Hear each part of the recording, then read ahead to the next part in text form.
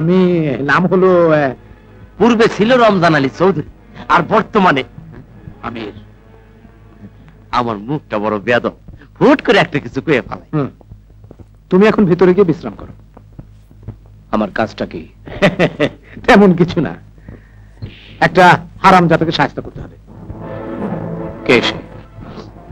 ওর নাম রাজন।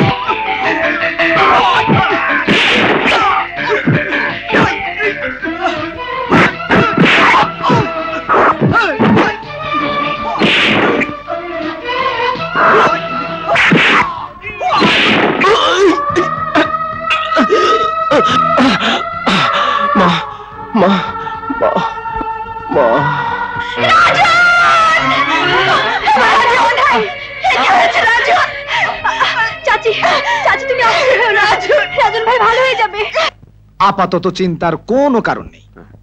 কোনো ঘাপলা দেখলে মহাগুরুকে দিয়ে শায়েস্তা করে দিবি। আফিমগুলো সাপ্লাই দিয়ে আমি 2 দিনের মধ্যে শহর থেকে ফিরবো, ঠিক আছে? আপনি কোনো চিন্তা করেন না, আমি নগদ বাকি মিলাইয়া সব দেনা করে থুইয়া দেব। থামতে কত নিবি? নগদ দিলে তো কমই নেই। 1 টাকার ভাঙতি আছে? তাহলে তোর হবে না।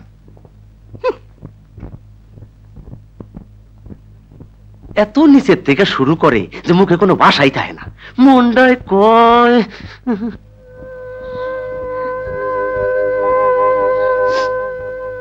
ভয়ের কিছু নেই, 2-1 দিনের মধ্যেই ভালো হয়ে যাবে। আর এই ওষুধগুলো ঠিক মতো খাওয়াবেন। আর পাটা ঠিক আছে, দেখা যাক।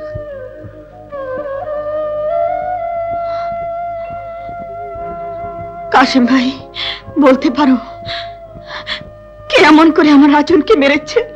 রাজনকে যে আঘাত করেছে ওকে শহর থেকে টাকা দিয়ে ভাড়া করে আনা হয়েছে।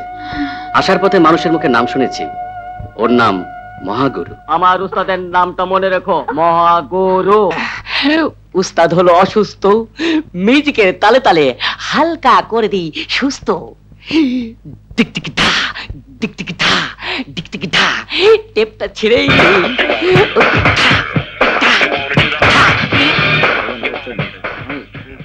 কোথায় যাচ্ছিস? তোদের ওই ভাড়াটে গুন্ডার কাছে। আমি জানতে এসেছি কত টাকার বিনিময়ে শহর থেকে এখানে গুন্ডামি করতে এসেছে। এই বেরিয়ে আয় আর কান খুলে শোন, নিশ্চয়ই তুই কোনো মায়ের গর্ভে জন্ম নিসনি। বাইরে মনে হয় কেউ চিৎকার করছে। আর বলবেন না, এই এলাকাতে রাত হলেই শিয়াল কুকুর ডাকে। আপনি আরাম করুন। শোন, মনে হয় জন্মের পরে মাকে মা বলে ডাকিসনি। যদি ডাকতি তাহলে তাহলে টাকার লোভে মায়ের সন্তান হয়ে আরেক মায়ের সন্তানকে আঘাত করে মায়ের আচল সন্তানের রক্ত দিয়ে লাল করে দিতে পারতি না। আপনি আরাম করুন তো। আপনার আরামে কোনো কষ্ট হলে স্যার আবার আমাকে মেরে হাড্ডি গুড্ডি একখানে করে দেবে। মনে রাখিস, গুন্ডামি করে কেউ কোনোদিন মানুষের ভালোবাসা পায়নি, পেয়েছে শুধু ঘৃণা আর ঘৃণা।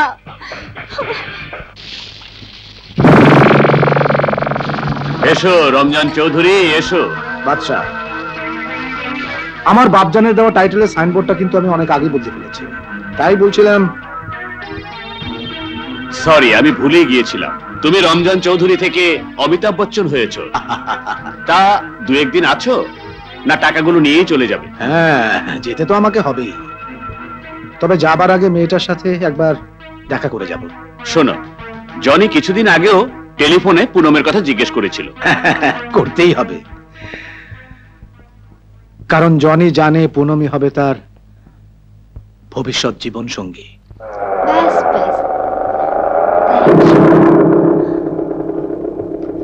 চলি পুনম, বাই। বাই। পুনম, তোর বাবা তোর জন্য ভিজিটর রুমে অপেক্ষা করছে। বাবা এসেছে? হ্যাঁ। বাবা, বাবা, তুমি কখন এসেছো?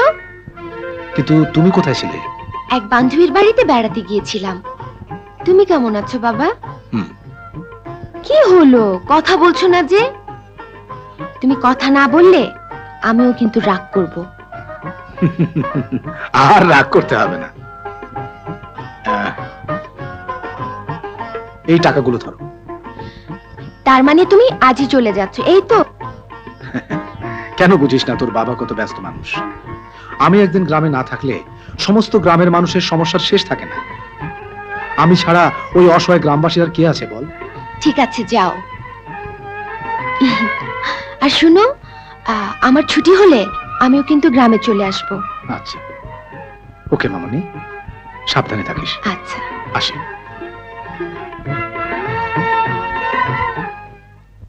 অন্যায়ের প্রতিবাদ করার জন্যে ওরা না হয় আমাকে পঙ্গু করে দিয়েছে, কিন্তু দেশে এখনো আইন আছে। আইনের হাতে পায়ে ওরা গোলামের শিকল পরিয়ে দিতে পারেনি নিজের স্বার্থের জন্য আইনকে কিনে নিতে। তোমরা শুধু এই কাগজে সই করে দাও, আমি তোমাদের সই করা কাগজ নিয়ে শহরে যাব।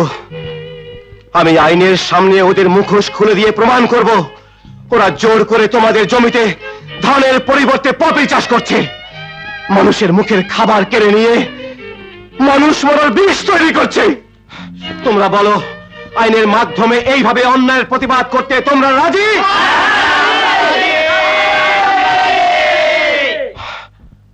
হারামজাদা, তোর মহাগুরু কেমন করে হাড্ডি ভাঙলো যে দুদিনের মধ্যেই সব জোড়া লেগে গেল? স্যার, আমি নিজে হাড্ডি ভাঙার শব্দ শুনেছিলাম। বেশি কথা বলবি না আমির খান। শোন, তোর মহাগুরুকে গিয়ে বলবি আর হাত পা ভাঙতে হবে না। আমি শুধু রাজনকে আমার কাছে চাই। রাজন! ঠিক আছে স্যার, আমি মহাগুরুর কাছে চললাম। হারামজাদা, শহরে যাবে, আইনের সামনে আমার মুখোশ খুলে দেবে, আমাকে আইনের হাতে তুলে দেবে। ওকে এবার বুঝিয়ে দিতে হবে আমার নাম অমিতাভ বচ্চন, বম্বের হিরো না,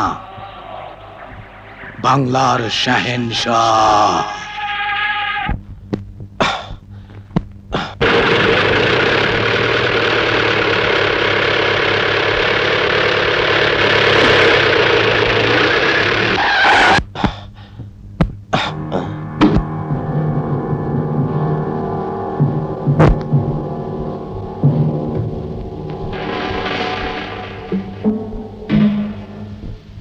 এসো আমার সাথে। কোথায়? চৌধুরীর কাছে। যদি না যাই? আমি যা বলি তাই করে থাকি, এই জন্য আমার নাম মহাগুরু।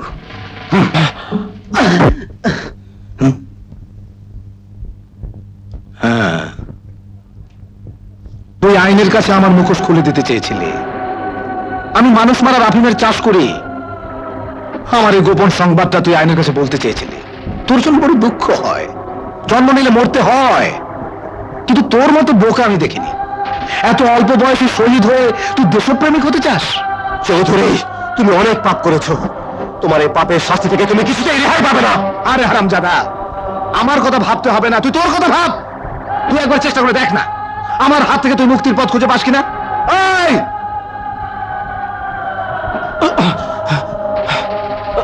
ওর হাত পাগুলো সব ভেঙে দে।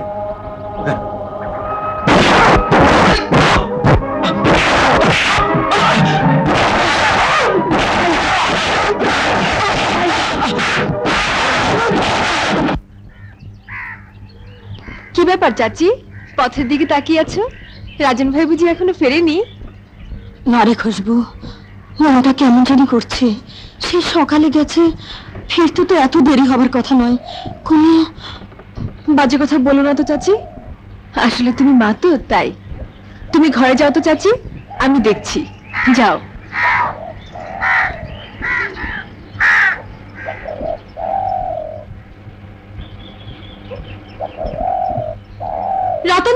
শোনো। কে? ও খুশবু। রতনদা, আমার সঙ্গে একটু বাস স্ট্যান্ডে যাবে? বাস স্ট্যান্ডে কেন? রাজন ভাই শহর থেকে এখনো ফেরেনি তো, তাই। কেন, তোমরা খবর পাওনি? কিসের খবর? শহরের ওই গুন্ডা ছেলেটা রাজন ভাইকে সেই সকালবেলা ধরে নিয়ে গেছে। হ্যাঁ, কি?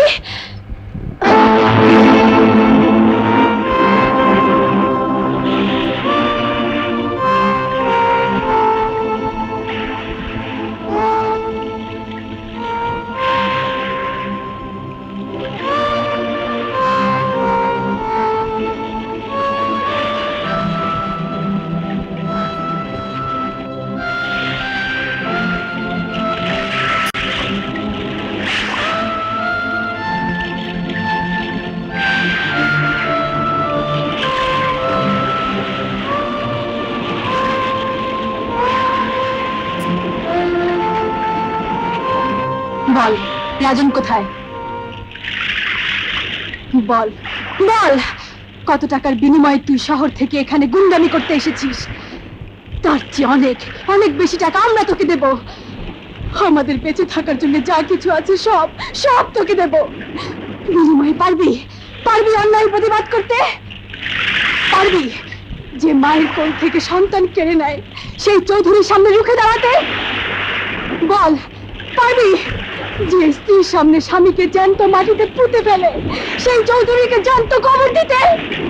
পারবি যে প্রতিটি সুখের ঘরে দুঃখের আগুন জ্বেলে দেয় সেই চৌধুরী সুখের ঘরে আগুন জ্বালিয়ে দিতে? বল, পারবি? পারবি না।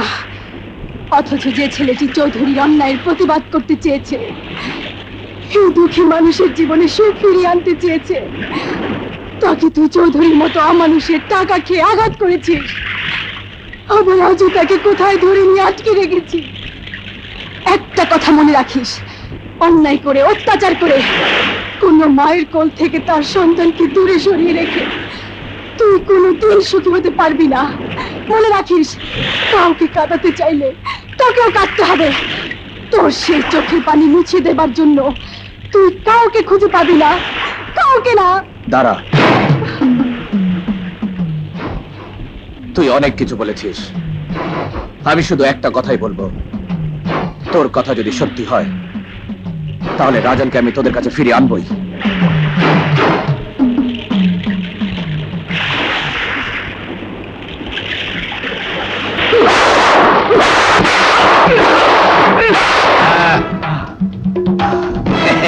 কিরে, আর আন্দোলন হবে? যতদিন বাঁচবো ততদিন তোর মতো অত্যাচারের বিরুদ্ধে আন্দোলন করে বাঁচবো। তাহলে বাঁচার দরকার নেই। এই শোন, হারামজাদাকে হাত পা বেঁধে পানির চৌবাচ্চাতে ফেলে দে। যতক্ষণ ও মারা না যাবে ততক্ষণ কেউ যেন ওকে মুক্ত করে নিয়ে যেতে না পারে, সে যেই হোক না কেন। এটা আমার আদেশ। চলেন স্যার, আপনার বিচার এত সূক্ষ্ম, আসলে আপনার বুদ্ধির কোনো তুলনাই হয় না।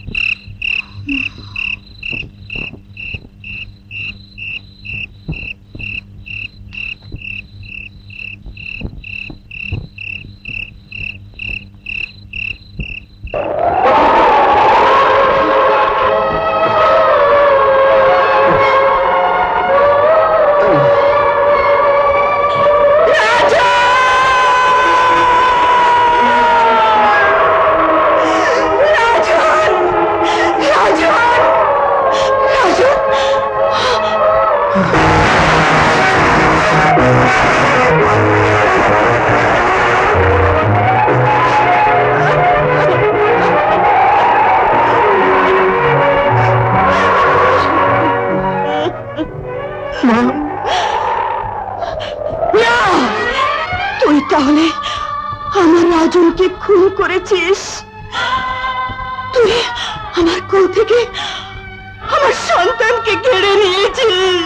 বল, কি অন্যায় করেছিল আমার রাজন? কি অপরাধ করেছিলাম আমি, যার জন্য তুই আমার বুকে সন্তান হারানোর আগুন জ্বেলে দিলি? বিশ্বাস করো। বিশ্বাস? তোর মতো খুনিকে আমি কেন? যে মা তোকে 10 মাস 10 দিন গর্ভে ধরে পৃথিবীর মুখ দেখিয়েছে, সেই গর্ভধারিণী মা তোকে বিশ্বাস করবে না? যে মা তোকে আমার রাজনের মতো স্নেহ মমতা দিয়ে বড় করেছে, তোর সেই মা তোর মতো খুনির মুখ না দেখার জন্য ঘৃণায় নিজের মুখ আঁচলে ঢেকে রাখবে? আমি তোকে অভিশাপ দিচ্ছি, তোর জন্য আমার রাজন যেমন কোনোদিন আমাকে মা বলে ডাকবে না, তেমনি তোর মা তোর মুখ থেকে কোনোদিন মা ডাক শুনবে না, কোনোদিন মা। চাচি, খবরদার! চাচি, যে হাতে তুই মায়ের বুক থেকে সন্তান কেড়ে নিয়েছিস, সেই কলঙ্কিত হাতে সেই সন্তানের মাকে তুই স্পর্শ করতে পারবি না। বেরিয়ে যা। তুই এখানে দাঁড়িয়ে থাকলে রাজন ভাইয়ের আত্মা কষ্ট পাবে, কষ্ট পাবে। সুমন মায়ের কথা সুখ দুঃখ পাশাপাশি থাকবে, হাসির পরে কান্না তো আসবে, তবু জীবনে জয়ী হতে হবে, তবু জীবনে জয়ী হতে হবে। তাহলে আমার রাজনকে ক্ষোভ করেছিস, তুই আমার কোল থেকে আমার সন্তানকে কেড়ে নিয়েছিস। বল, কি অন্যায় করেছিল আমার রাজন? কি অপরাধ করেছিলাম আমি? তোর মতো খুনিকে আমি কেন? যে মা তোকে 10 মাস 10 দিন গর্ভে ধরে পৃথিবীর মুখ দেখিয়েছিল, সেই গর্ভধারিণী মা তোকে বিশ্বাস করবে না। যে মা তোকে আমার রাজনের মতো স্নেহ মমতা দিয়ে বড় করেছে, তোর সেই মাও তোর মতো খুনির মুখ না দেখার জন্য ঘৃণায় নিজের মুখ আঁচলে ঢেকে রাখবে। আমি তোকে অভিশাপ দিচ্ছি, তোর জন্য আমার রাজন যেমন আমাকে কোনোদিন মা বলে ডাকবে না, তেমনি তোর মা তোর মুখ থেকে কোনোদিন মা ডাক শুনবে না। এমন মজা হয় না।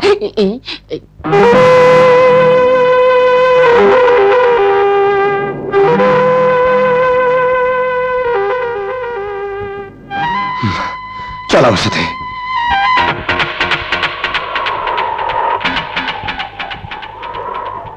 আমাকে আঘাত কর। তুমি কি পাগল হয়ে গেলে উস্তাদ? হ্যাঁ হ্যাঁ, আমি পাগল হয়েছি। আমার মায়ের ঘৃণা, আমার মায়ের অভিশাপ, আমার মায়ের হাহাকার আমাকে পাগল করে দিয়েছে।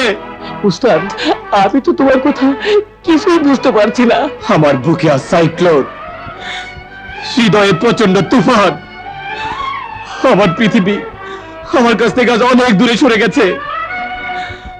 আমার জীবন আজ আমাকে বিদ্রুপ করছে, উপহাস করছে। আজ আমি প্রচন্ড যন্ত্রণায় ছটফট করছি। আঘাত কর, ক্ষত বিক্ষত করে দে আমার শরীরটাকে। চালা চাবুক, দাঁড়িয়ে আছিস কেন? চালা চাবুক।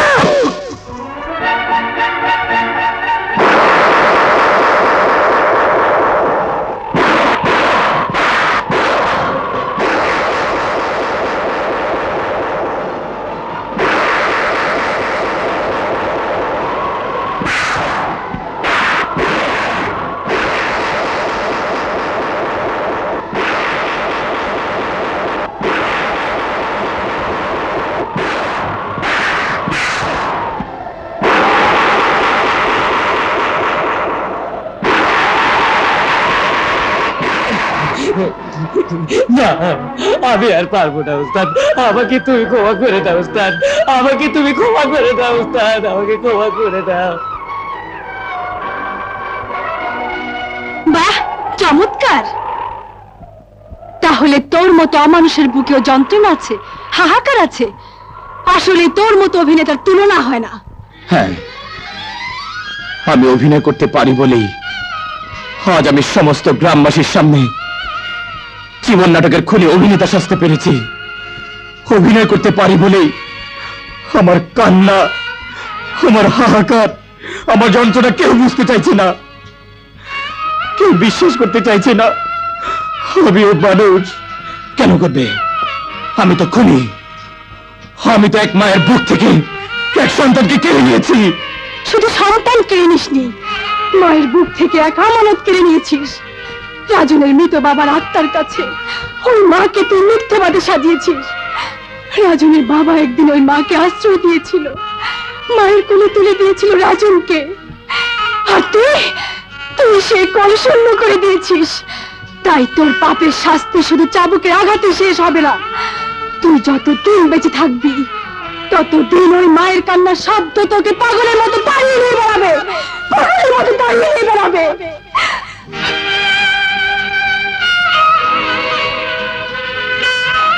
মা, তোমার কোল থেকে যারা তোমার সন্তানকে নিয়েছে, আমার বুক থেকে যারা আমার ভাই রাজনকে কেড়ে নিয়েছে, তাদেরকে আমি ছাড়বো না মা, কিছুতেই ছাড়বো না। বল, কি অন্যায় করেছিল আমার ভাই, যার জন্য তুই আমার মাকে সন্তান হারা করেছিস?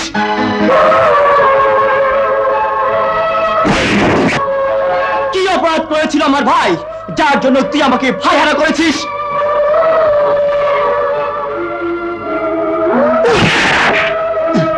বল, চুপ করে আসিস কেন? জবাব দে, জবাব দে।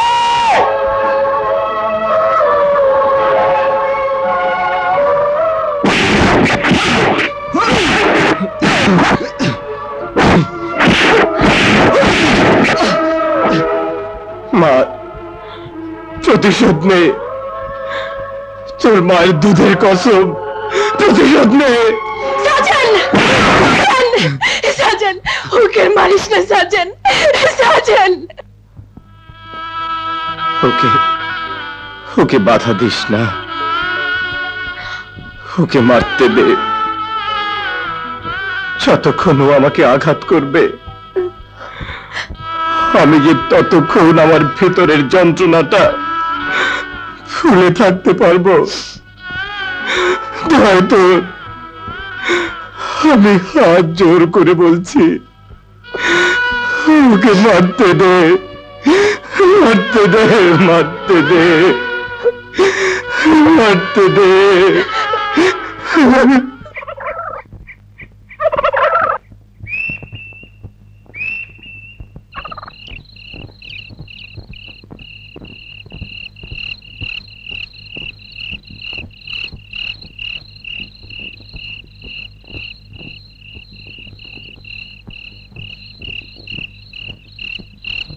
মা, মাগো, তুমি জানো না আমি তোমার সন্তান, তোমার সুমন।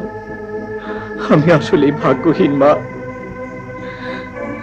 নইলে এতটা বছর পর যখন তোমার দেখা পেলাম, তখন মায়ের মমতার বদলে পেলাম ঘৃণা।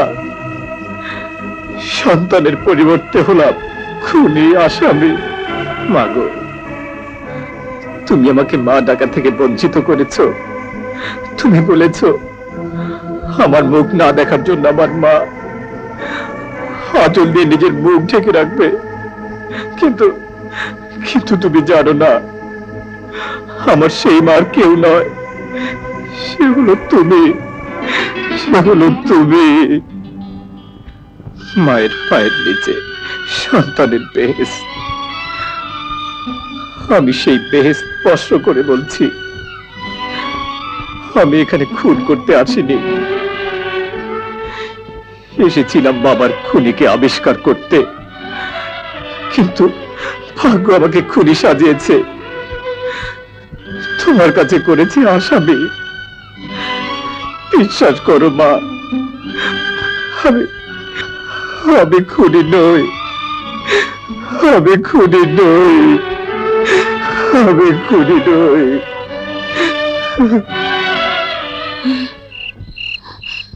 তুই আমার পা জড়িয়ে ধরে আমাকে মা বলে রাখছিস?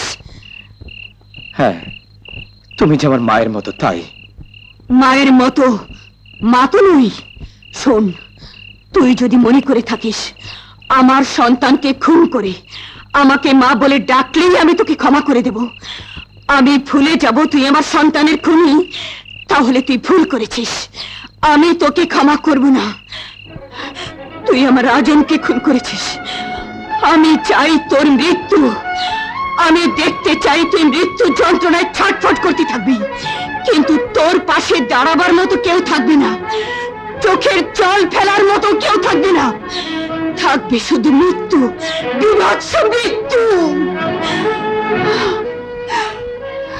দুঃখ করো না, একদিন আসবে তোমার এই সাধ, তোমার এই ইচ্ছে আমি পূরণ করব,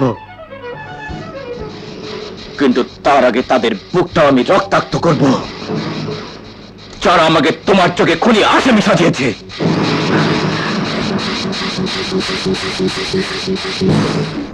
দাঁড়াও,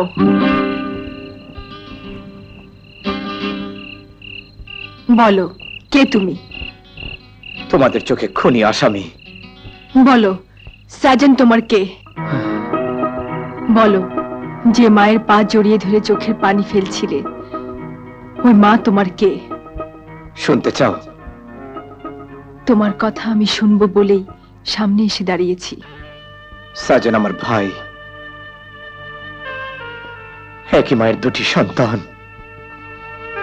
ওই মা আমার সেই মা যার গর্ভে আমি জন্ম নিয়েছি, বুকের দুধ খেয়েছি।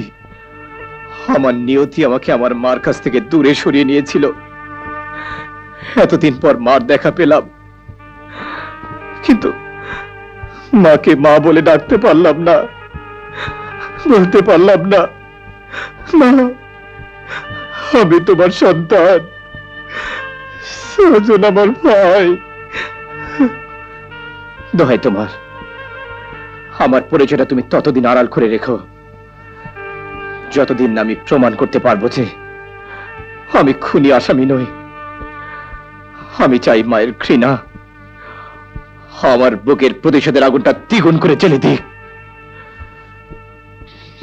আমি একবার আগ্নেয়গিরির মতো জ্বলে উঠতে চাই, আর সেই আগুনে আমি ধ্বংস করে দিতে চাই আমার শত্রুদের।